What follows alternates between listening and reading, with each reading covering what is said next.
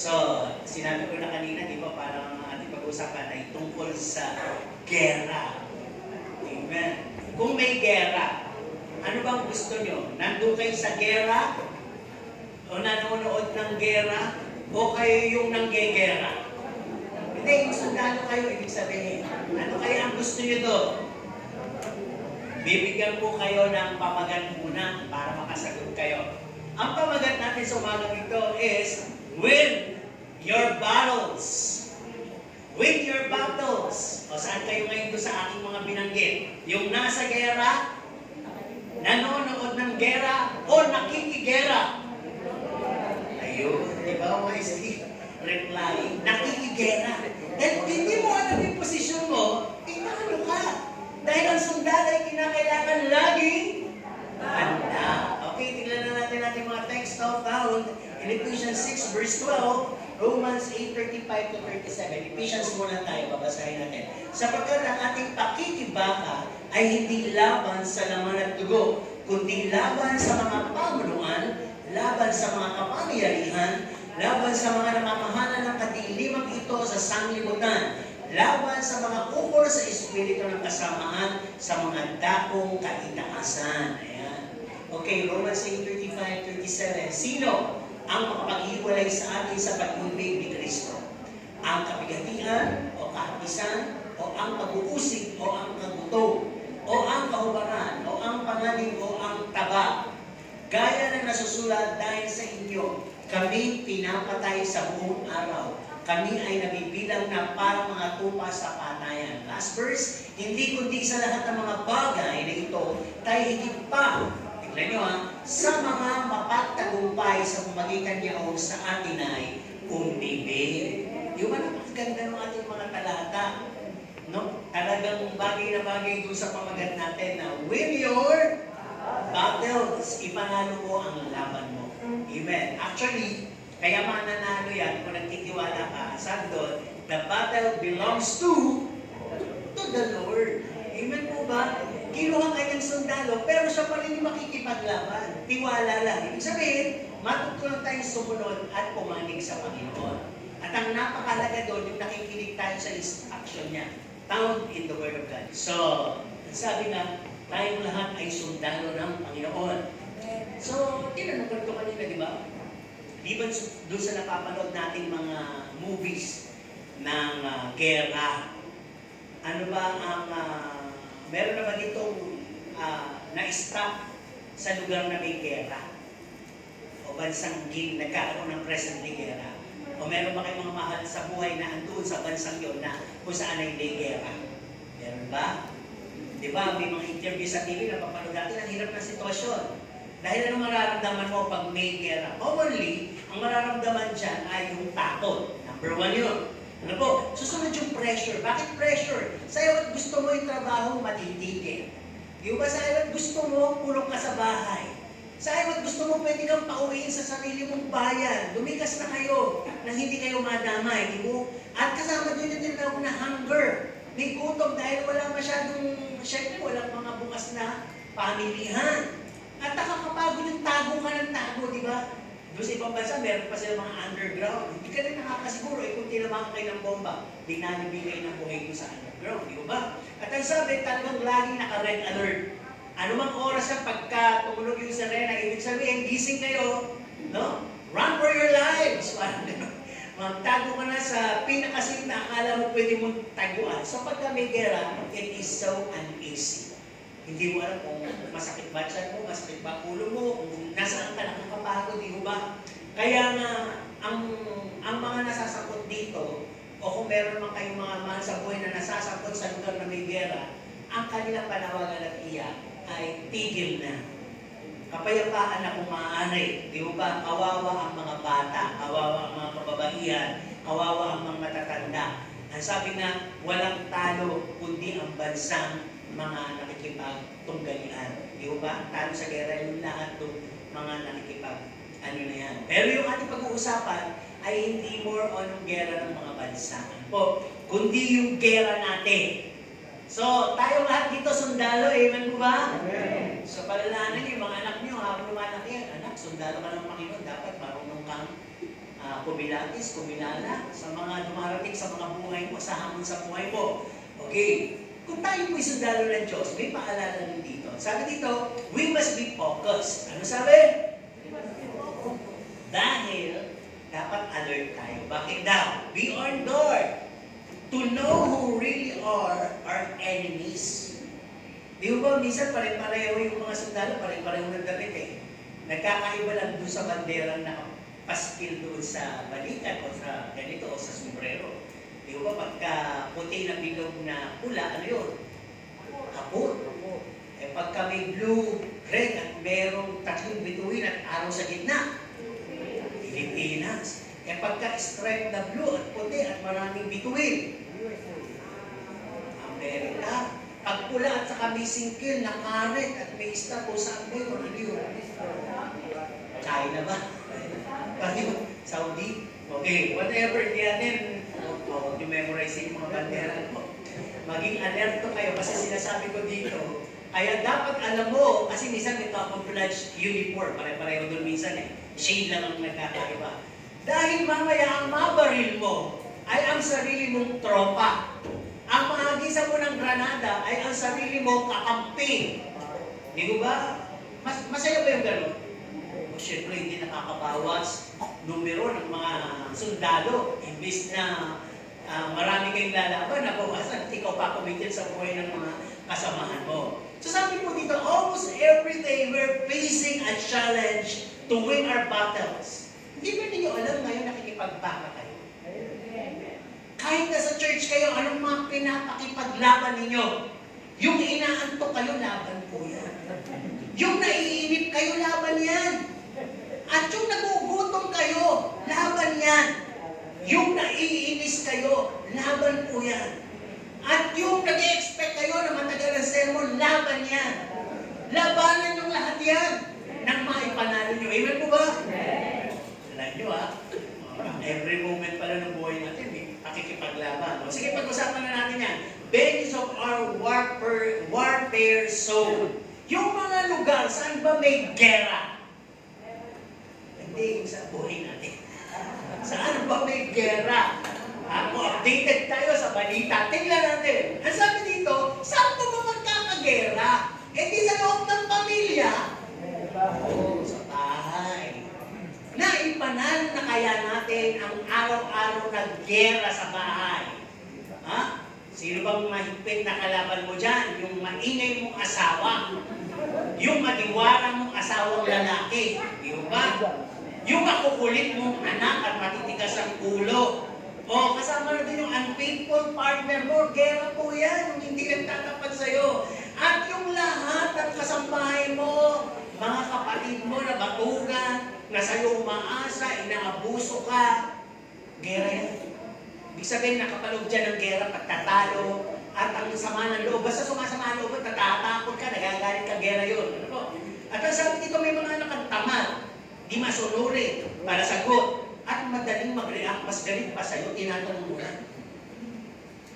Bakit gabi ka dumating? Buti nga, dumating pa eh. Ganyan ba? Siyempre na, magpainit ng ulo ng gano'n. Di ba? O dumating ka ng maaga.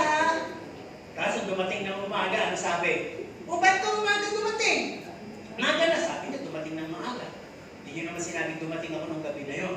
Piloso ko pa. Di ba minsan nakapagpainit ng ulo yan? Pero, pag alam mong gera yan, spiritual battle yan, mapapanalo mo yan. Hindi mo siya mapatulan. Kasi bigyan ko na kagad kayo ng preview. Dapat ma-detect nyo. Sino dito ang nakakita na ng demonyo? Kasi ibang tao, di ba? Demonyo ka! Di ba sabi?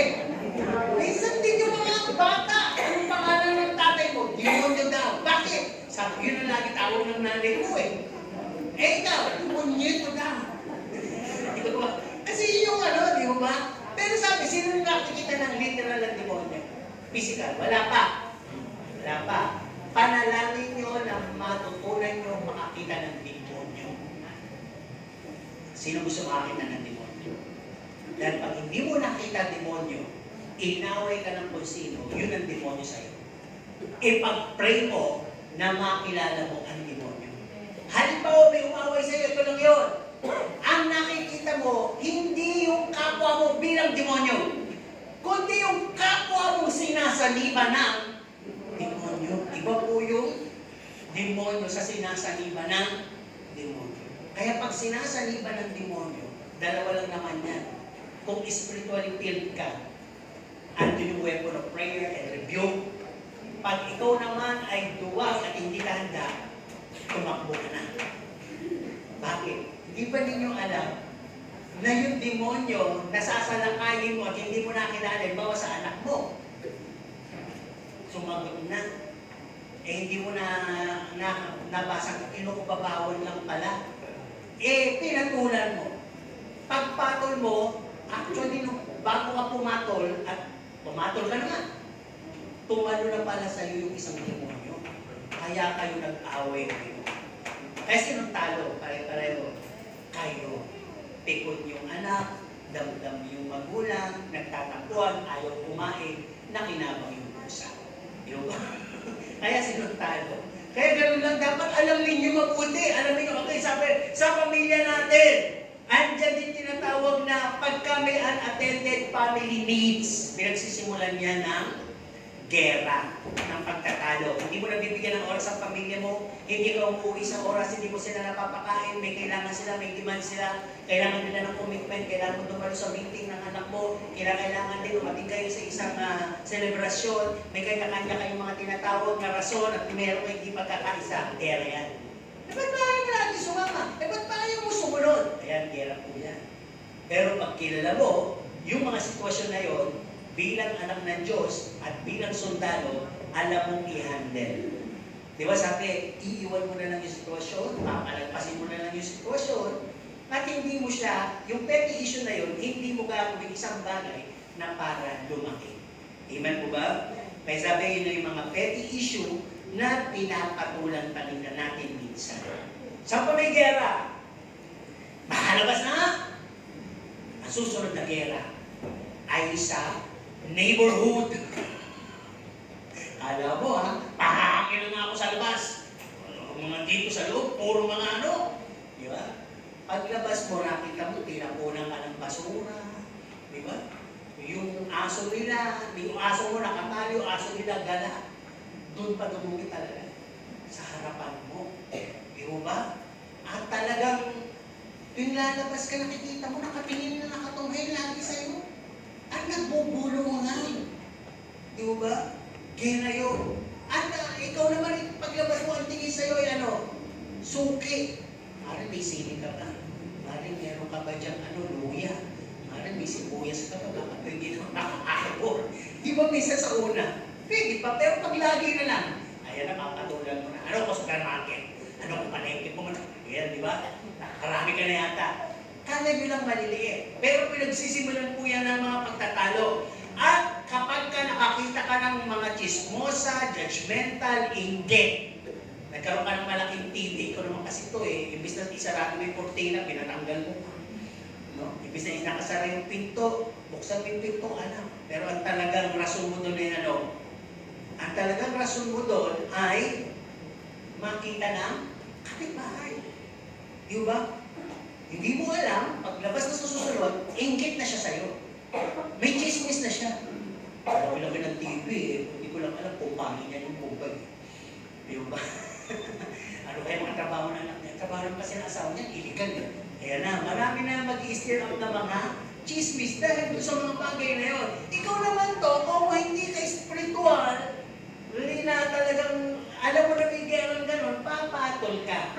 Di ba? Makikipagsagutan ka, at ikaw naman ay magkakaroon ka ng tinatawag na pagsugod. Ito po, lalo sa tabi-tabing bahay, di ba? Yung pagitan ng plywood. Lalo na pag may birthday. Kaya mo partiisin yung umaga hanggang alas 12, dahil nauna na meron pa karaoke, di ba? Nakakadisturbo lang masyado. Di ba? At meron pa talagang yung pakalakalampag doon sa pader mo, di ba? Kinakalampag ka. Kaya sabi dito, anong gagawin mo? Lalong-lalo na, pag yung kapitbahay mo pala hanap ng away. Nung nasa Maynila kami, may kapitbahay natin gano'n. Konting kibot, tumagas lang yung tubig namin sa taki, umaapaw, dahil kalawang yun. Sinusugod kami lagi. Yung Tumidori-Doro yata yun eh. Nung aapon sa kanal namin, kanal naman yung kanila. Tingnan nyo nga mga dilaw, dumi yata yan eh. Sabi ng dati ko pala, hindi dumi yan, hawakan mo, amuyin mo. Kalawang yan. Dahil nga tukod, di ba? Kalawang yan. Saka hindi yan ang aming Poso Negro, nakabaon. Ano pupunta dyan? Di ba? Tapos kapag ka yung pusa ng iba kapitbahay ay nagpunta sa kanila, sa iyo yung galit. Yung pusa niyo, hindi mo namin pusa yan. Eh galing sa inyo. May pakipagtalo. Ngayon ko lahat talaga ipapatulan mo. Yung kapitbahay mong war freak, tama. Konting kibot, nagsuot ka ng red, galit. Nagsuot ka ng puti, duda. Di ba? Lahat na lang may reaksyon sa mga aura mo. Kaya kung titignan po natin, gera pala yan. Ano pa? Siyempre, makaalis na nga, makapunta na nga sa lakad, imimit mo yung kaibigan mo. May gera din pwede mangyari. Pagdating mo doon, ang tagal mo naman. Kanina pa ako dito. Eh wala akong masakit, kahapit eh.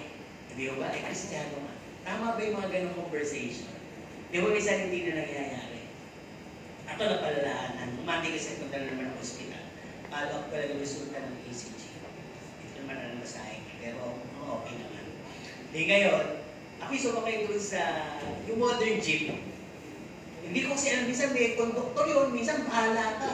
Di syempre pagbaguhan ka, talagang medyo hindi ka pa pamilyar sa kapitan. Medyo matutong ba ka na pagmanda. Nakakapit naman ako. Biglang sabi nung mama na maliit, ayun po po, ano, sabi, hindi ako kasya doon, ikaw. Hindi, malapit lang po ako eh. Sabi, hindi, ikaw na lang. Ako na lang dyan. Hindi kayo na po. Eh, ang kulit nung konduktor. Upo na po kayo. Upo na nga ako. Ano po, upo ko, mahulog-hulog talaga ako. Kapiranggot lang talaga. Sa isip. Ang lalaki talaga. Sabi ko, Lord, pumayag na ako dito. Ba't hindi ako magkasya? Hindi ngayon, talagang ngawit ako. Ngayon, yung tuhod ko, kinakatang ko doon sa isang lalaki na mahaba din ang tuhod na gano'n din, kapiranggot ng maupo na, pero payatot. Paano lang mo ba kung mahulog? Ay, dinidiinan din yan. Sa salamat, dinidiinan. Isang mahulog. Eh, may bumaba na. Itong katabi ko, ano ba umurong?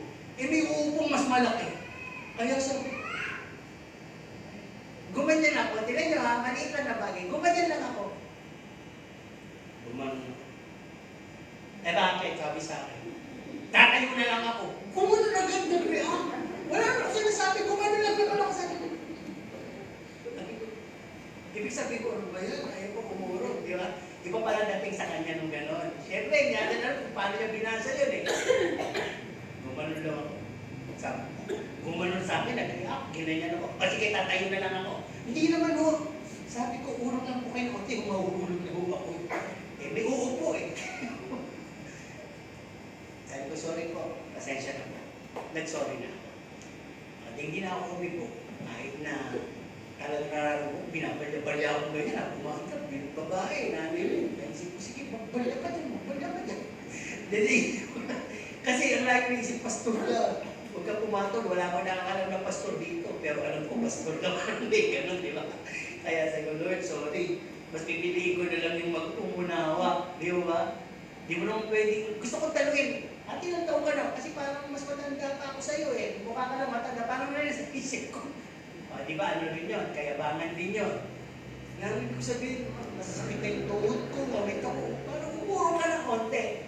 So doon ko nakita, at bago nagputo sa mga, yun na yung gera. Dapat alert ka. Hindi ka dapat papatol. Dahil ikaw yung mas binigyan ng Panginoon ng karunungan, ng unawa, ng discernment, na hindi ka dapat magalit sa Kanya. Actually, potential nga yan eh, na maligtas pa siya mo. Na makita yung pagiging kind mo, di ba? Kaya yung sinabi ko, sorry po, kahit na tumigil na siya, binabalya ako, hindi ko na lang pinatulan. Hindi naman masakit eh. Kahit ginagano talaga, hindi naman masakit. Di ba, cry doon. Sige ka, ginaganyan mo ko, lagot ka sa Diyos, pastor ako. Ang yabang nun, di ba? Parang hindi tamang sabihin at hindi naman niya mauunawaan yun. Okay, tuloy tayo. Ang sabi, napakaraming venue. Mula sa bahay, sa relasyon mo sa bahay, at sa iyong mga kapitbahay, sa iyong kaibigan, papasok ka na sa workplace mo. Lahat ng may mga kamate ka, classmate, inmate, office mate, di ba? Roommate, lahat po yan. Meron po yan pagtatalo. Ano pwede mangyari dyan? Yung issues na blaming, yung issues na sinasabihan, di ba, may promotion na sip-sip naman kasi yan eh. O kaya naman, unang promote, hindi naman ganun kagaling. Una pa ako dyan eh. Sip-sip siguro yan. Yung police ba? Huwag kayong mag-aagalit ha. Kung kayo ay laging lumilipat dahil ang laging yung katwiran ay toxic na yung aking mga katrabaho, inang-alaw po ng Diyos yun para kayo magliwanag. Hindi para kayo mainis. Kasi mababaw lang po pagka kayo naiinis at magiging manner nyo yan. Tuwing maiinis kayo sa workplace, mahahanap kayo ng ibang trabaho. Eh hindi po kayo makakita ng perfect na katrabaho. May kanya-kanya ugali po eh. At kahit na maganda pa sweldo nung papasokan mong trabaho, kahit pa air condition yun, kahit pa mabait yung boss mo, vice versa. Pwede makakalaban mo yung katrabaho mo. Kung mabait naman yung mga katrabaho mo, yung boss mo naman ang kalaban mo. Pwede mabait lahat, yung sweldo mo naman ang kalaban mo. Ang ibig sabihin, ba't pati sweldo? Dahil sa sweldo mo, reklamo ka ng reklamo, murmur ka ng murmur. Tuloy yung trabaho mo, hindi mo ginagandahan. Lahat pala yun, pakikipag. Baka natin. Kaya minsan, di ba, dahil doon pwede yung kampano pinasa natin, yun yung pwede magpahiwalay sa isa Diyos. No? Dahil hindi ka nakita ng tamang trabaho, hanap patuloy na iba, na kahit wala na yung pagsisimba mo ng linggo. Basta makuha mo lang yung magandang income mo, makita mo lang kahit na hindi ako magsimba ng linggo, maganda naman yung nakuha kong sweldo, $1,000,000 to. Dahil lahat mabait. Di ba? Dapat bukas ang mata natin. Sabi, dyan sa ating mga workplace, o saan man, sa eskwelahan man, hindi nawawala yung nag-iingit, may pabida, yung bullies, may tamad ka din kasama diyan. At marami diyang mga unbeliever na mahihina. Yung nadala ka, isang gerang natalo, isang pakipaglabang talo yun. Dahil ang ilalaban mo doon ay yung posisyon mo bilang Kristiyan. Kung nagyayaya sila sa kadiliman, hindi ka dapat papalit doon. Sabi nga, parang narinig ko dito, di ba, parang mag-isa ka na lang sa trabaho dahil lahat sila nagkakaisa. Parang kasi sa'yo katuwiran, sila hindi ka maintindihan. Kaya piling mo mag-isa ka na lang, lahat na pressure. Pero alam mo ba niyo, pag nanindigan kayo sa huli, marami na rin pagtotoo niya sa pamilya nangyayari, sila ang yuyuko sa'yo. Sila ang hihingi ng prayer sa'yo. Sila ang hihingi ng payo sa'yo. Pag nakita talaga nila yung standard mo, hindi nagtayo. Di ba? Ang sabi kasi dito, pwede rin kasi ang gamitin eh, para ikaw ay linlangin, para ikaw ay subukin, para ikaw ay patatagin, para ikaw ay panatilihin. Ngayon, choice mo na lang kung susuko ka, papatol ka, talo ang gera na pinayagan na Diyos sa buhay mo. Okay, ito ang huwag nyo ng pagtakan. Saan pa may soul, war soul? Sa church! Yung iba sinabi ko na kanina. Tatandaan niyo po sa loob ng church, ang church ay katulad ng isang ospital. Hindi kayo makakita ng kahit maganda yung kanilang set-up, mabait yung pastor, may ilang mga matatalinong mga workers, caring lahat. Hindi pa rin kayo makakapagsabi 100% perfect church yan. Di ba? Di ba kasi nagpapakubaw? Alam po ba ninyo, masarap yung bagong lipat ka. Asikaso ka. No? Hindi mo pa kasi kilala lahat. Kaya, ang makikita mo is smiling faces. At hindi ka pa nila kilala. Pero pag tumagal ka dyan ng ilang taon, makikilala mo na sila. Si Alma, si Lorna, at si Pep. Nakikilala mo na sila. At kilala ka nila. Masisingle out na ninyo ang inyong mga ugali. Di ba? Alam ko sa loob ng church, talagang naglagay si Lord ng suplada, ng gerera, chismosa, igitera, lagyan natin ng roa, igitero, chismoso, kasi baka sabi ko, puro babae na siya ni Pastor. Ano po lahat yun? No, napapangalalaki, papababae. Kaya ang sabi, some members are weak and hyper. May mga miyembro may hina talaga. Palaasa, palatingin, matitiso rin. Meron namang hyper, yung over. Palapuna, palapintas, palatokso, palainis. May mga ganun eh. Dapat marunong ka lumaron. Hindi ka pikon. Iman mo ba? Hindi ka dapat pikon. Ang sabi dito, not all perfect. Lagi mo lalagay sa isip mo, lahat tayo is still in the refining process. Tayo po yung nire-refine. Di ba? Di ba may sayote? May mga nagluluto dyan, alam may sayote. Dalawang klase pala yun, may matinik at meron yung walang tinik. Di ba nakakainis yung matinik? Pero mas masarap yung matinik. Nakulang ko, iba yung lutong niya kung sa walang tinik. Kaya lang, yung walang tinik, pwede mo na yung hiwain lang, huwag mo ng balatan, tanggalan mo ng buto, lagay mo sa freezer, kainin mo, masarap. Para siyang putas. No? Narinig ko lang sa hiling galing ako, ito ay hiling galing. Pero yung may tinik, yun ang masarap ang luto, hindi siya madali ma-overcook. Huwag lang yung gusto sa yun. Sabi niya, kaso hindi lang pressure cooker. Yung magiging sa buko yun. Huwag mo lang piniglas mo. Kasi iba na gumano na tayo. Ayun. Okay, ito tayo. Ang sabi, dito sa loob ng church, maraming tactless. Alam niyo yung sabihin ng tactless. Sasabihin yung gusto nilang sabihin kahit masakit. Pili na sila si Vice Ganda. Hindi po gano'n si Vice Ganda. Sasabihin niya yung gusto ka niya, yung pintas mo, sasabihin niya. Kahit papahiya ka. Dahil alam niya, kaya niya lumarong. Pag binalikan siya ng pintas, kaya niya tanggapin. Pero babalikan ka niya ng mas masakit na pintas. Kaya pag pinapanood ko, sabi ko, lumalaro lahat ng host. Hindi siya masyadong iniintarigan. Dahil baka balikan sila ng mas masakit na yung okray. Alam niyo yung word na okray? Parang yun nga, gusto kayo. Kaya sabi dito, sa loob ng church, meron din gano'n. May arrogante. Yung alam hindi arrogante, parang may konting pagkaan na rin yan. Yung porke mayaman ka, o pero hindi ka rin naman mayaman, yung ugaling arrogante. Yung palakuna, yung mahilig bang manliit na kapwa, yung gano'n, magpumpera, magpabida, magpa-importante, mataas ang tingin sa sarili, parang gano'n. May mga judgmental din. Konting kilos mo lang. Hindi ka lang kumipo. May na ano lang sa'yo, ganit sa'yo.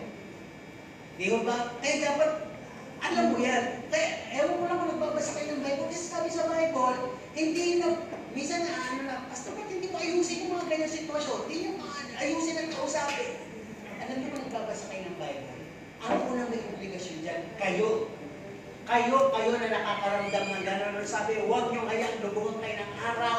Kung meron kayong mga differences, kayo mismo ang lumapit at makipag-usap, makipag-ayos. Pag hindi nyo maayos, saka kayo lumapit kay Kristo. Hindi man po ba? Siyempre, minsan, hindi naman yung pastor laging pray time para maramdaman pang lahat yun. At saka minsan kasi, may misinterprete pag nakikialam yung pastor na may pinakalingan. Pero ito ay matured Christian. Ano sabi? Ikaw mismo, alam mo na lasang yun. Hindi ako makakatulong mamaya ng gabi. Hindi ako papayag na lubagan ako ng araw, kakausapin ko siya. Baka hindi niya alam. Sasabihin ko yung hindi ko gusto at sasabihin ko rin na baka meron siyang nakikita sa akin na hindi niya gusto. Di ba maganda yung gano'n? Kasi pag gano'n, wala nang awkwardness. Ibig sabihin, feel mo lang talaga na pamilya mo. Patay sa ilustrasyon. Di ba minsan, namamalengke, nagpapaliskis ako ng bangus. Sabihin sa tataliskis ka pa nung taliskis nun eh. So minsan di mo napapansin. Ngayon, minsan nakaalis ka na kasi minsan nakabis ka na, di ba? Kasi balik ka lang ng damit, talagang ka balik.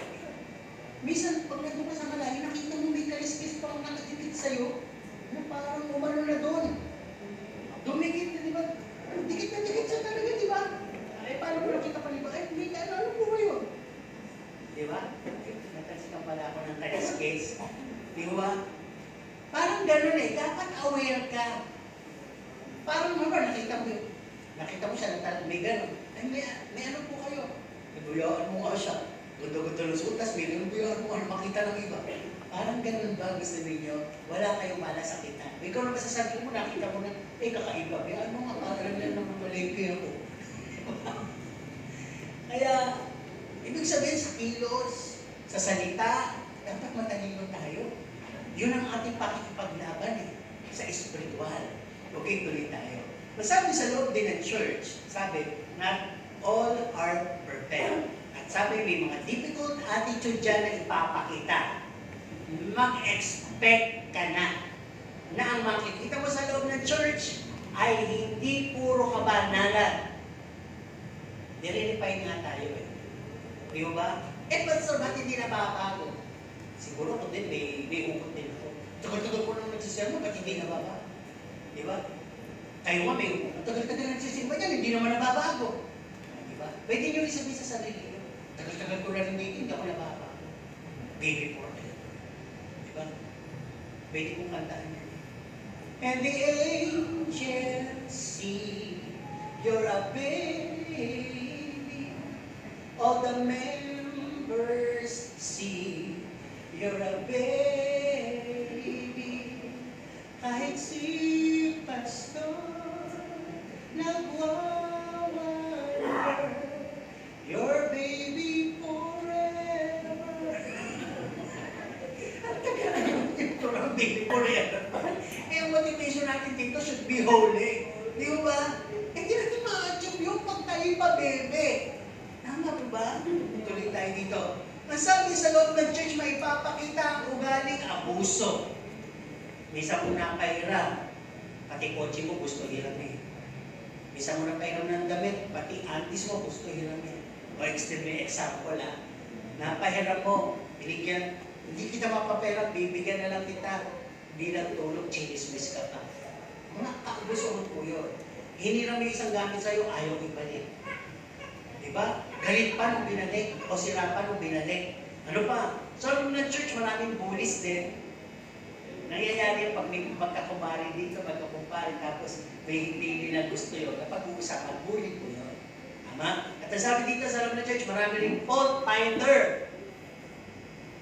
Para bang mali yung sumusubo sa kaliwa, dapat kanan. Kaliwa ito siya Yung lahat na lang meron kang pintas at kita mo, o hindi ganyan ang lakad ng Kristiyano, kepot na yung ginagawa mo. Diba? Dapat yung lakad mo parang lahat sa'yo may dating, may standard. At sabi dito, marami sa loob ng church, hindi ko naman kilala, narrow-minded, makikinig isip, at marami din dyan, hard-headed, matitigas ang ulo, at boastful, mayayaman. Pero kailangan ka bang umalis? Hindi ka kailangan umalis. Mamaya may papaliwanag ako ng illustration doon. Okay. Natapos na tayo sa gera sa pamilya, kapitbahay, tao sa paligid, kaibigan, sa ating mga lugar na pinupuntahan, sa loob ng iglesia. Saan pa kaya may gera at sino pa kaya yung pinakaaway mo? Yun. May gera sa loob mo. Di ba? Ang sabi, how do we deal with this? No? We must win our battle over. Ang una mong gegerahin sa sarili mo ay yung pride mo. Yung mataas mong pagtingin sa sarili mo, gerahin mo yan. Yung mindset mo na ganito ako Ganito ako pinalaki, ganito ako sanay, eto ako. Hindi ka dapat ganun, dapat maging Kristo ka. Si Kristo ba? Nung hindi na parang pakuin nagpapalat. Huwag ako, ito na lang, ako. Bubuhayin kita, ikaw na lang ang papako. May ganun ba si Kristo? Hindi, siya mismo. He gave Himself, hindi siya pinili. Willingly. Bakit? Di ba sabi, ang mission niya nung galing siya sa langit ay inubad niya yung buong splendor. Yung kayamanan, kapangyarihan, pinili niya maging dukha para tayo yumaman. Ibig sabihin sumagana. Sa buhay yun, sa buhay. Mas pinili niya siya yung magdala ng hirap. Inihamping tayo kay Kristo Ngayon nasa loob ka ng church, dapat unawa mo yun. Hindi ka dapat ma-pride, hindi ka kinakailangan mataas ang self-esteem mo. Ang mindset mo should be ang mindset of a servant. Paglilingkod ako, hindi ako susuko. Di ba minsan? Di ba kayo kung mag-utos kayo sa mga crew, sa Jollibee, tubig. Minsan galit ka pa, hindi agad naibigan. Pero may mga profession din po yun. Nagsa-side work lang yun, di ba? Sideline lang yun. Kaya marami kang pwede i-battle sa sarili mo. Decision mo, weaknesses mo, yung lust mo, yung wickedness mo. Weaknesses mo yung mahina mo, mahina ka sa sugal, mahina ka sa mga anak, o mahina ka sa babae, mga ganyan. Weaknesses yan. Babattle mo yan. At yung wickedness, yung ugali naman yan, yung hindi ka talaga mawala yung pagiging suklado. Di ba? Di ba minsan, ano sabi sa Bible? Ano mang ihain sa'yo, kainin mo. Sa ngalan ng pag-ibig. Sino yung pag-ibig? Sa ngalan ni Kristo na. Kayo ba dito, pag pumasok kayo sa isang bahay, hinang-hinang kayo? Alam ko, napakayaman. Biglang iniyahin sa inyo, ipalaka, sa lagubang, susubong, diba? Suso, mga exotic food pala pagpakain sa inyo. Diba? Kakain kayo, o iiling-iling kayo na may papitik-pitik pa ng dila. Yaman yun po eh. Nakahalang pa rin papakain. Alam niyo sa ngalan ng pag-ibig, dapat kainin. Alam niyo si Pastor, naranasan nila yan. Kailan ka mo sumama? Bata pa kasi ako. Punta sila sa sementeryo. Pagpe-pray daw yung asawa. Ang bahay sa sementeryo, tapos yung bahay, medyo umuuga na. Sa ilalim nicho. Yun yung mesa. Ito lang. Tapos pag-pray, Pastor, huwag kayo umalis. Kakain pa tayo ng sopas. Ayan na. Hindi na lang sila pastor ng sopas na nakalagay sa arinola. Yung, di mo may lalagyan yung pagkain parang arinola. Ay, talagang arinolang maliit. Pero sinabi naman niya, Pastor, lutoan, niya dyan lang na nilalagay yung mga lutong sopas, pero hindi ang ginamit na, mukhang arinola, pero hindi ang ginamit sa iyan. Di ba? Eh kahit na paano, di ba? Tapos yung, habang kinakain ko nila, Pastor, sinasagot pa lang, isang sabi, tama na yan. Hindi, Pastor, ubusin nyo to. Niluto ko to talaga sa inyo. Eh di ba? Tapos, di pinilit niya ubusin kahit may laman. Pastor, dati ka, tama na. Di ba? Nala ng pag-ibig. Kailangan. Ako, dahil ko karanasan, dahil ako inaatasan ni Mami, kasama yung mga kababayan niya, magbabaypasan kami sa Maynila. Pumunta kami sa isang bahay. Ayan na, nilipit na ng juice. Tapos yung mga tinapay na sa garapon, alam niyo, hinailing dalawang garapon. Buwak, si Mana, mukha naman pala mo. Eh, siyempre, bilang leader, muna pala isa. Ikuha po kayo. Akala mo yung mga kasama. Wala yun agad. Eh, kuha ka, sister, hati na lang tayo, kumuha naman. Isa kumuha na. Sabi ko, isa babaulit ko na lang. Isa naghati, ayaw mahati. Alam niyo, ako talagang ng pagdating ko, malalaki na ibig ko. Mas marami yung Diyos na nainom namin, sinausaw ko na lang naman. Alam niyo, pagkalabas ko yung mga kababaihan. Abay, ginuhuli pa pa yan. Kasi basta hirapan pa. Sabi ko kayo sa ngalan ng pag-ibig, hindi na kayo na, papakita ko na ninyo yung mukha nyo, ang lakas no kung may nakakita. Pwede mo sabihin, may ganun ay, parang pandidiri ang dating, di ba? Yun. Pag hindi yung, ewan ko kung kayo halimbawa ay naghain, at yung kakain ay nakita yung ginanito pa, yun na simple amoy na yun, nakaka-openda, di ba? Pero may tao may naamoy mo na lahat, bago mainit.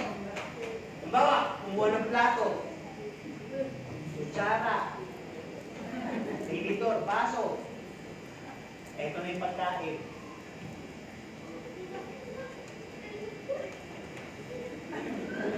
Di ba? Kung kayo naghain, nakakatuwa kayo, nakaka-open. Minsan din.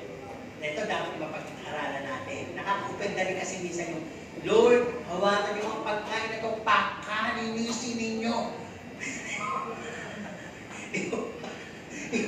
Yung ibang hindi nakakaintindi, ay iniisip nila marumi. No? Kaya, yun, napakaminsan doon ang pwedeng pagsimulan na May nagtitiis na lang ng mga kapatiran, hindi nadadalo. Dahil kaya nga minsan sabi natin, pag pumunta kami sa iyo, huwag na magpamilyenda. May dala kaming merienda.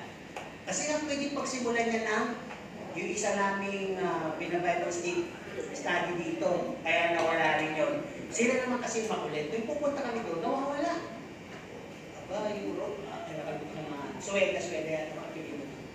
Yung pala namumutang sa tindahan, mapamilya, dala kami ng soft drinks at tinapay. Nahuli namin minsan. Tapos, di wala siya, yung tindahan, tumambay kami doon. Alam niyo, sabi, talaga bang ganyan, pag dumadala kayo, kailangan kayo pa kami. Para pa kami napaya, bakit? Kasi, uy, may utang dyan, ang dami na pong utang dito. Pinangungutang po yung kliyente nyo. Nakawan po kami sa kanila. Di ba parang hindi ko sabihin eh. Di ba? Kaya minsan ang ethics na yung pupunta sa bahay ng tangali ang tapat, tanggalian. Di ba? Kung pupunta ka doon, kumari, magdala ka na ng dinang. Di ba? Magkituloy tayo dito. Nasabi, kalaban din natin sa buhay, yung mga tinatawag na trials, temptations, and persecution. Gera po yan ng buhay natin. Hindi porke sinusubo ka, hindi ka mahal ng Diyos. Hindi porke napakadami mong trials, pinabayaan ka ng Diyos. Kailangan mo yan ipanalo. Di ba? Nangyari na ba ito sa Bible? Di ba nangyari na kay Hope? Di ba? May mga patay naman eh. Okay, dito na tayo sa tinatawag na, bago tayo lumipat, ang worst enemy po natin ay yung ating sarili. Kaya pinaka-triumphant battle natin ay yung madaig natin, yung the big me. At makrush natin siya. Makrush natin yung mayaman ka, may tindig ka, may itsura ka, marami kang kaibigan. Wasakin natin yung sabi nga ni Pablo, ako, pinasura kong lahat. Makamit ko lang si Kristo. Dahil hindi ka nga pwedeng sumunod at maglingkod kay Kristo hanggang nakaharap yung malaking ikaw.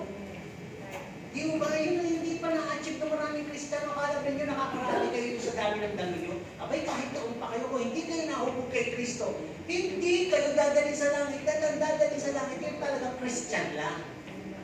Pag sinabing Christian, hindi lang followers, naging katulad talaga ni Kristo. Amen? So, kamalawang punto natin, the weapons of our warfare. Napakarami pala nating weapon. Ang una dyan is prayer and praise. Pag may ganong bagay, manalangin ka na. Pasa Diyos mo. Ngayon, pwede rin praise.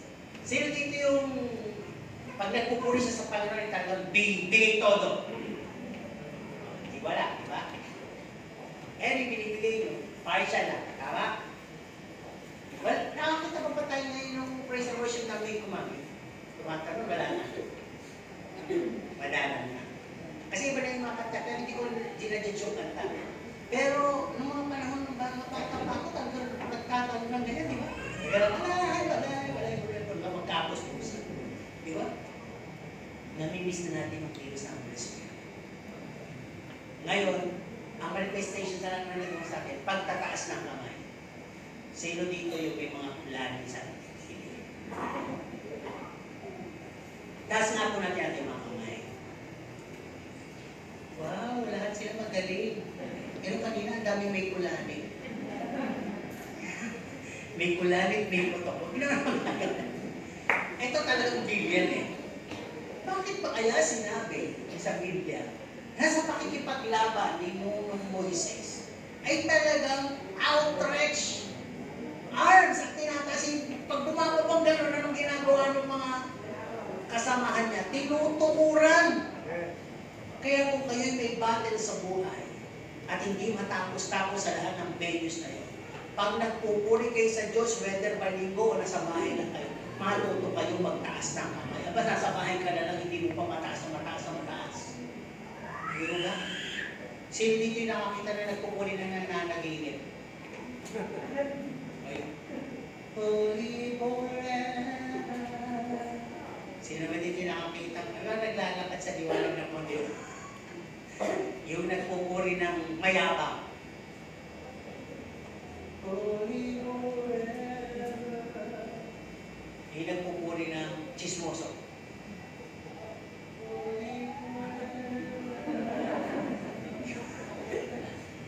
Ayun nagpupuri ka to. Mataas talaga. Holy forever. Diba? Talaga wala kang pakit. Talaga yung tataas mo lahat sa para makitaas mo sa kanya yung kera. Para sa mo, Lord, ikaw talaga makikipaglaban. Alam po ba ninyo, marami kasing Kristiyano, mas maraming laban sa buhay, mas ayaw magpuri. Mali. Mas marami kang laban, lalo mo itaas ang kamay mo. Lalo ka magsumigaw sa kanya. Huwag mo sigawan yung kaaway mo. Lalaban yan, tatalunan ka ng demonyo. Kaya mas matapang ka pa mamaya. Mamaya dyan, maisip mo pa ipasalvation. Kristiyano ba kayo? Hindi na. Di ba? Tuloy tayo. Sabi, prayer and praise. Pangalawang weapon mo, apply the fruit of the Holy Spirit. Na-apply mo na ba talaga yung love, gentleness, patience, humility, self-control, and long-suffering? Kasi nandun lang tayo sa love, joy, and peace. Pero yung iba na to, hindi natin na-apply. Yung self-control, apply mo yan. Inisnab ka sa loob, hindi mo kailangan isnab. Ngitian. Self-control, di ba? Mayabangan ka, chinismis ka, hindi mo kailangan chismisin pa balik. Magpakuha ka. Humility. Di ba? Ginagawa mo ng lahat ng pagpapakabuti. Hindi mo pa rin siya makonvince. Long suffering. Tinig sa laman yan. Aabutan kayo ng Panginoon na ginagawa mo kanya, pero ikaw, hindi ka na-apekto. Long suffering. At kinakailangan maamo ka. Nagdabog siya! Binagsakan ka ng pinto. Binato ka, anong dapat mong gawin? Ngitian mo lang. Di ba? Hindi mo kailangan pakitaan ng mas maaskal na pag-ugali. Yun yung tinatawag na gentleness. Jesus Christ, napakaano talaga. Yung pag kinakati above all, di ba parang bang lalo na yung mga picture nun, yung parang merong kasamang video. Talaga makikita mo yung humility, sinampal, dinagukan, binatukan.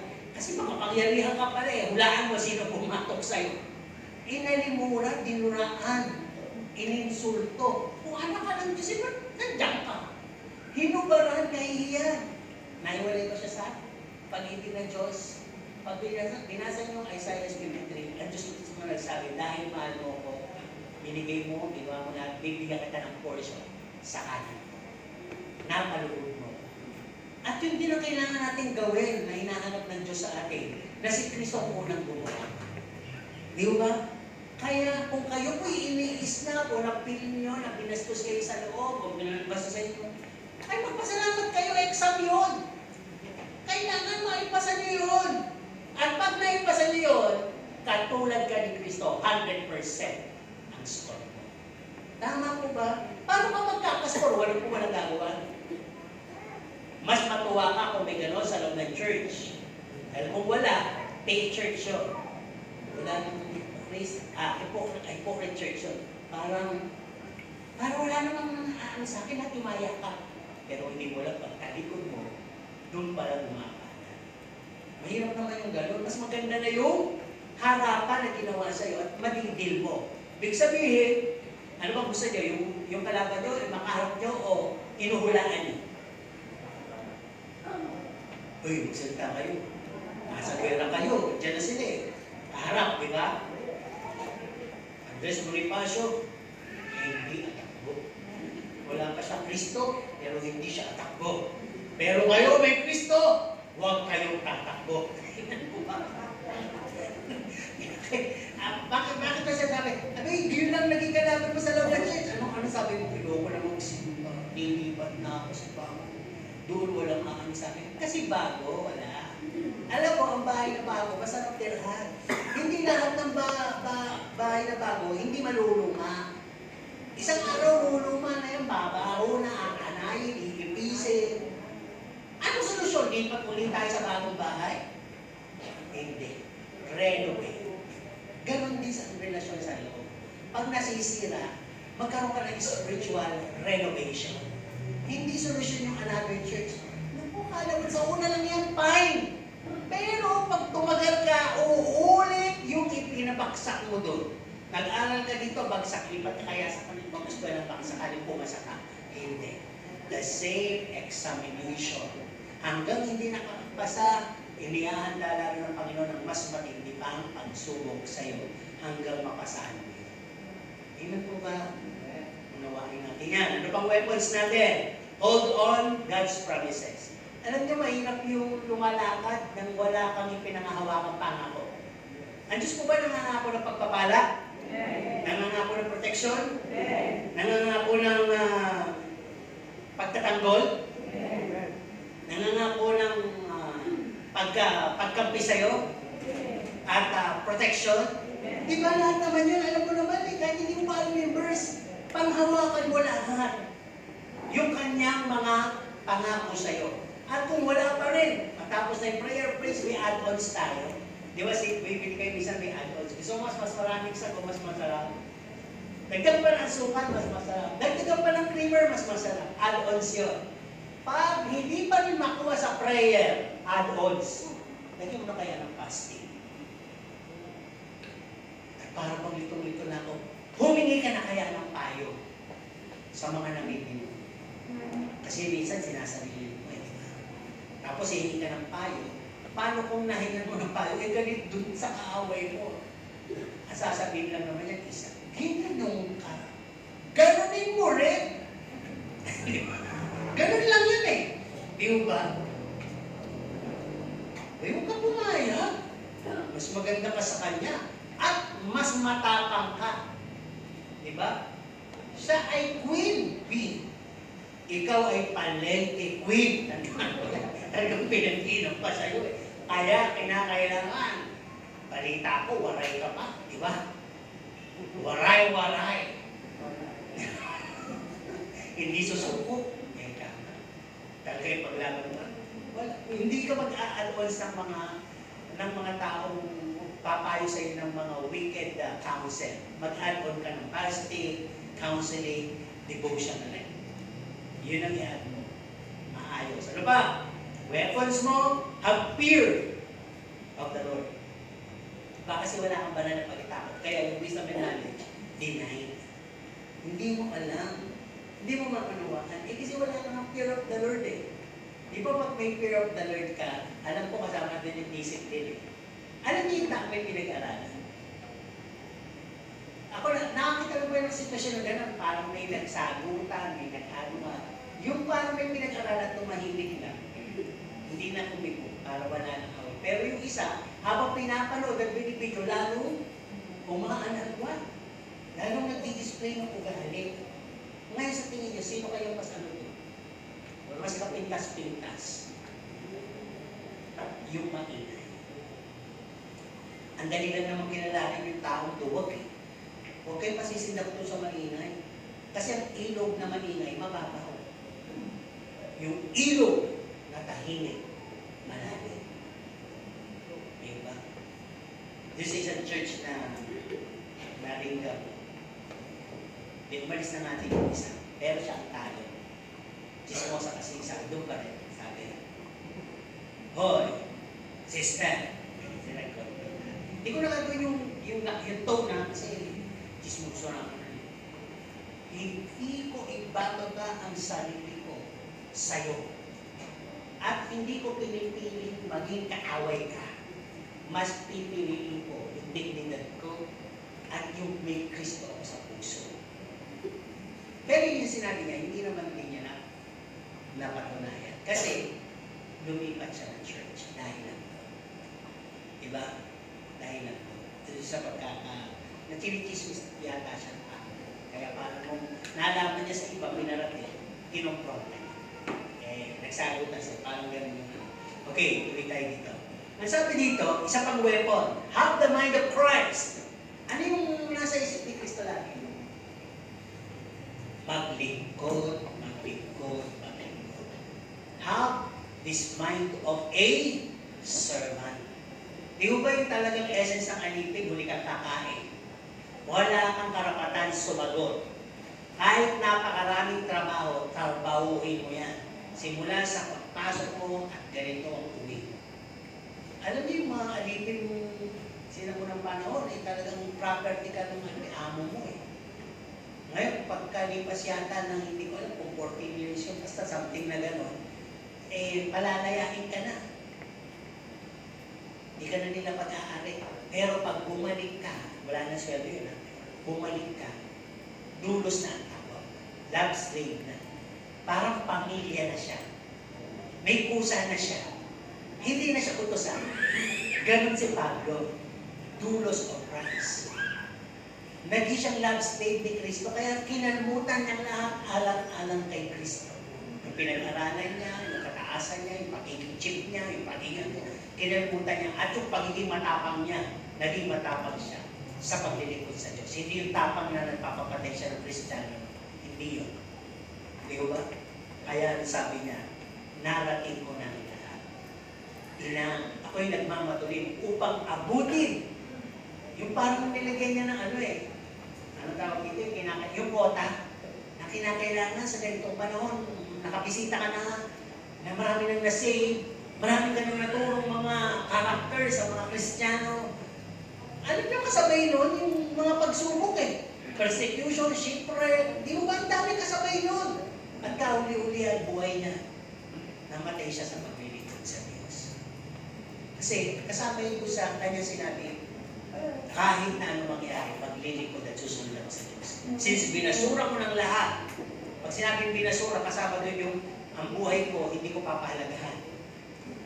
Papahalagahan ko yung makita kita at mapaglingkodan, hindi yung buhay ko mailigtas. Di ba? Okay, ano pang mga natin dito? Weapon. Sabi dito, number 6 weapon natin is, let us be the extension of God's love, light, strength, mercy. Kung pagsukan, maging tayo gracefully. Alam niyo yung graceful na tao? Lahat na lang binibigay sa iyo mula sa pag-unawa, pag-ibig, pangangailangan. Ganun si Jesus Hindi natin kaya yun, pero some points and some levels of our lives kaya natin yun. Hindi nga natin kaya magbigay ng bago, di ba? Kaya natin magbigay ng second hand. Hindi natin kaya magbigay ng buo. Kaya natin magbigay yung tira. Diba? Di natin kayang manatili, kaya natin magpahiram ng oras. Pero si Kristo, saan man siya abutin, hinalay ng lahat, kaya graceful siya. Full of grace. At bilang, huwag niyong maliitin yung sinasabing maging katulad kay Kristo, inaasahan tayo ni Kristo na maging ganun din. Kaya nga, di ba, sabi niya, kung sinampal ka sa kanan, harap mo na rin yung kaliwa. Ngayon, marami kasi makakalimot doon in-smith lang Yung smith din niya ng todo, nabalihan tuloy na din. Diba? Huwag ganun. Inihian ka, mas inihian mo. Huwag ganun, hindi ganun ang motivation. Kung ikaw'y nag-church people ka, ang unang subject dito is humility and love. Be like Christ. Yun talaga. Hindi pwede yung ikaw. Hindi porque marami kang kakilala, marami kang tutulungan, aasahan mo rin sila na pagtanggol ka. Hindi. Si Kristo lang ang magtatanggol sa'yo. Si Kristo lang. Tandaan nyo, hindi ko naman natin kung mapagbigay ka. Siguro naranasan nyo na ito na hindi naman lahat ng binigyan nyo natuwa sa'yo. Nandun pa rin yung mga walang utang na. Wala naman kasi talaga sa loob. Di ba? Tayo kasi pag nagbigay, naghahanap tayo ng utang na loob. Si Kristo ba naghanap? Hindi. Pag nagbigay ka, bigay mo na, huwag ka na umasa. Hindi ba? Kasi sasama ng loob mo. Gera yun. Spiritual. Yung mga natin yun. Gera natin, sinusubukan kayo. Di ba? Ano ba? Pangatlong punto natin dito. At bago pala yun, sabi yun, last weapon natin. Huwag kayong matakot. Nasa gera tayo. Huwag kayong matakot. Ang may hawak ng gera, ang Diyos. Parang gano'n. Matakot ka pag ang ginigera mo ay ang Diyos. Sa paanong paraan? Ginigera mo yung kapwa mo. Ito yun. Di ba? Jesus sin me, Jesus sin you. Ang sabi, ano mo gawin mo sa kapwa mo, kanino mo ginawa? Ayun, yung gera. Nakikipag-gera ka sa Diyos. Pag ginigera mo yung katawan niya, ibig sabihin, isa lang ang gumawa sa'yo, galit ka sa lahat, pati sa katawan ni Kristo. Ayun, huwag mong girahin. Magkaroon ka ng self Para bang pag-meditation, pagbubulay-bulay sa sarili. Saan ako nagkamali? Diba? Kasi pag hindi mo nalaman yun, lagi mo tingin sa sarili mo yung perfect. Perfect ka. Hindi ka nagkakamali. Diba? Tuloy tayo. Pangatlong punto, may mga apat pang punto. Gera. Pangatlong punto. Nasabi dito, what can lead us to lose the battle? Gusto niyo ba dumating yung isang conclusion na, kamusta? Panalo ba kayo? Ako, marami akong makukonclude na sa loob ng church. Ay, talo siya. Diba? Lalo na kung ano yung panatutunan ng Diyos. Diba? Paano yun? Sabi dito, matatalo ka lang sa espiritual na laban mo kung, number 1, if we take vengeance for ourselves. Pag pumatol ka at napikon ka, kinalaban mo, binalikan mo, maanghang, mainit, bastos sa salita, mas pinaanghang mo pa, pinainit, pinalala, at mas binastos. Talo ka. Di ba? Sabi pa, ano ba? If we sided with our fellow warriors, isa yung kakalabanin natin si Satanas. Pero ang gusto mo, kampihan ka ng katropa natin, mga kapatiran, at ganahin natin yung isang kapatid na yan. Inaaway ako.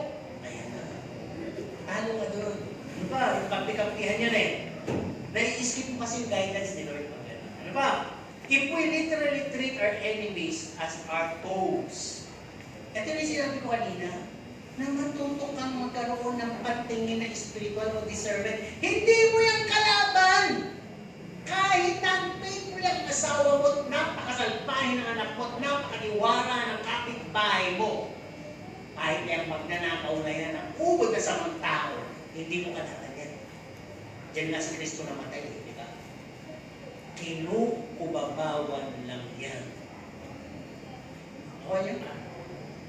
Okay, kanino ba dapat magalit? Sa taong yan o sa nakakubabaw dyan? Dapat. Alam nyo tumingin. Pag hinagalit kayo, hindi siya yun. Yung nakakubabaw sa kanya. Kaya nga dapat bago ka lumabas, mag-pray ka.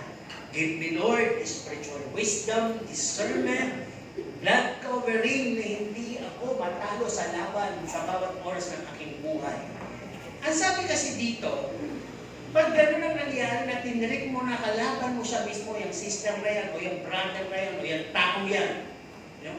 Ang sabi, you decline with your discernment. Parang binitawan mo na yung discernment, yung pagkilala na mas malalim. At ang sabi, Satan could have used them.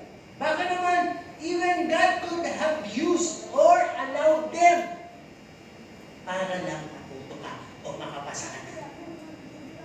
Baka ginagalit ng tuloy sa Satanas. Baka nga pinapayagan ng Diyos to. Dapat alam mo yun para makapasa ka lang sa pagsubok na yun. Ano ba sabi dito? Matatalo ka lang if we keep spreading negative words against anyone. Pagka patuloy ka nag-chismis, nagsasalita, dinamay mo pa yung walang alam, lalo na kung hindi pa believer. Maniniwala pa ba yun sa isa next time around? Diba?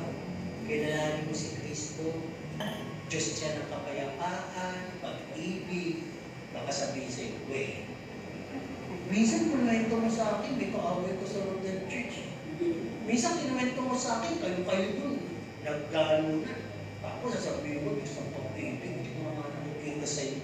Wala ka pa sinabi tungkol doon siya na inibig ka. Mas marami ka sinabi sa kaaway mo.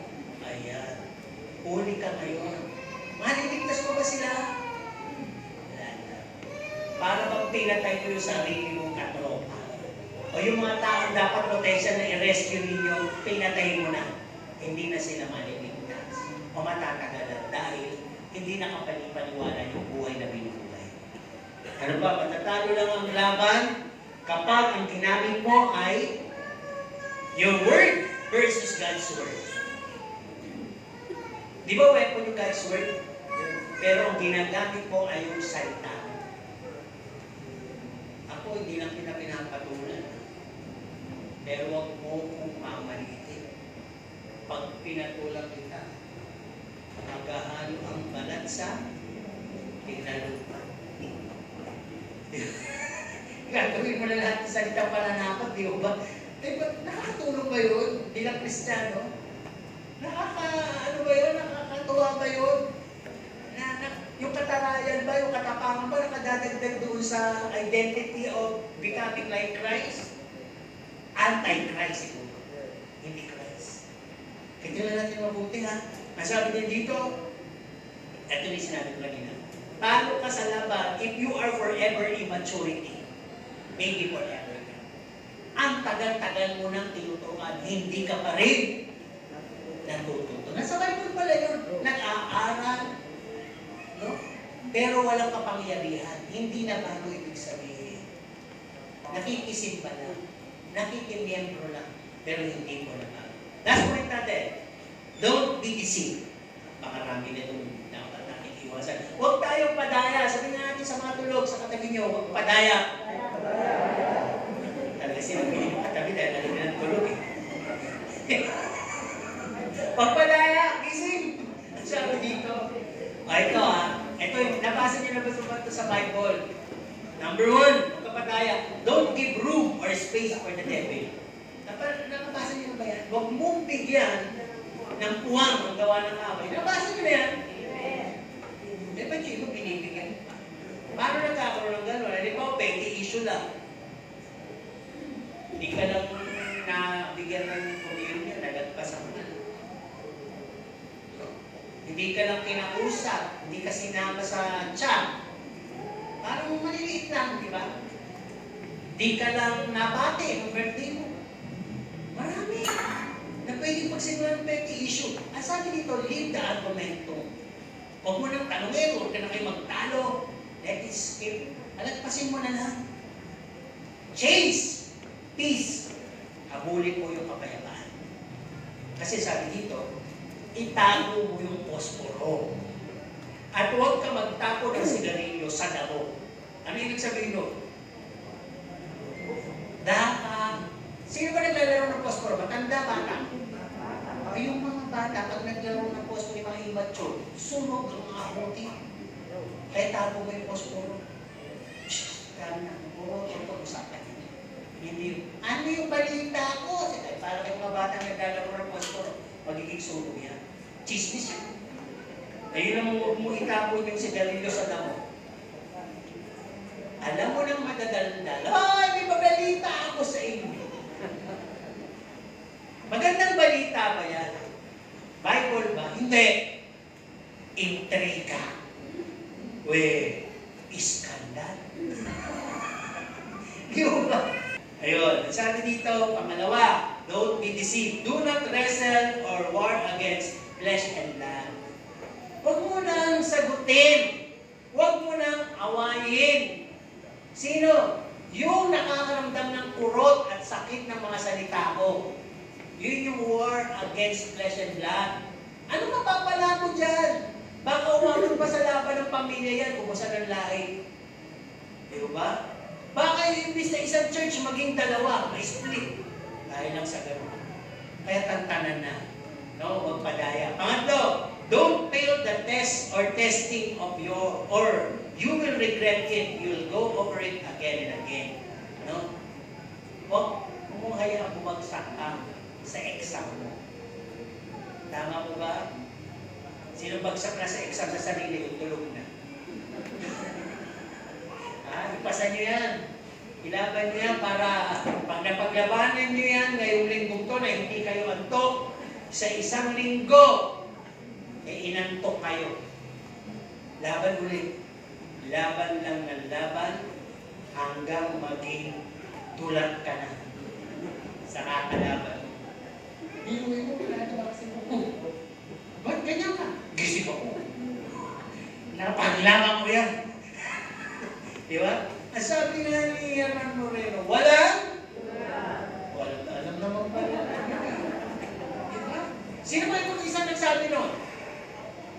Ay, hindi na kilala. Sabi ni Jesus, huwag kayo matulog, bagkus manalangin kayo. Di ba sinabi niya yun?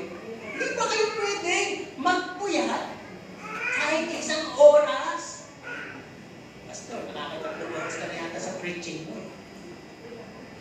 Sino magsasabi? Papatunan ko ngayon.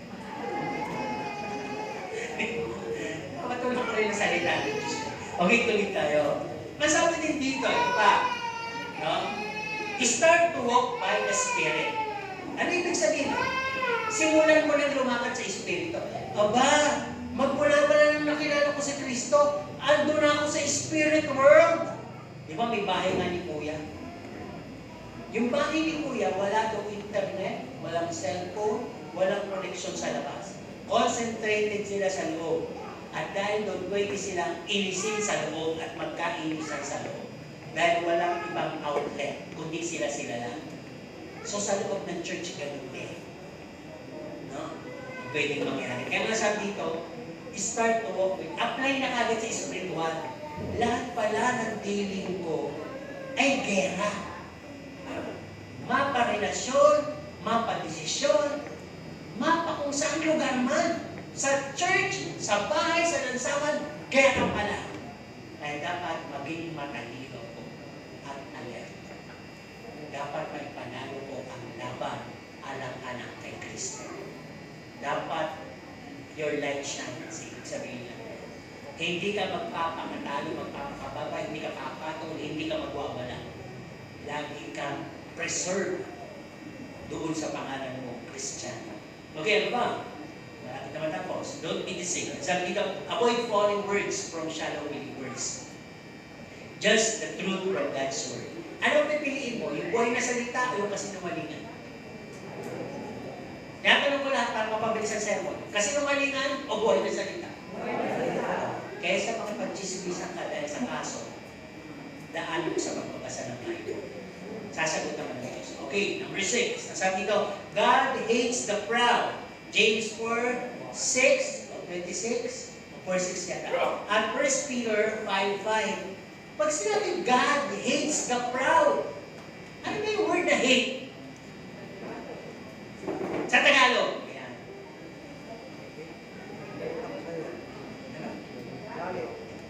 Kinapupukutan.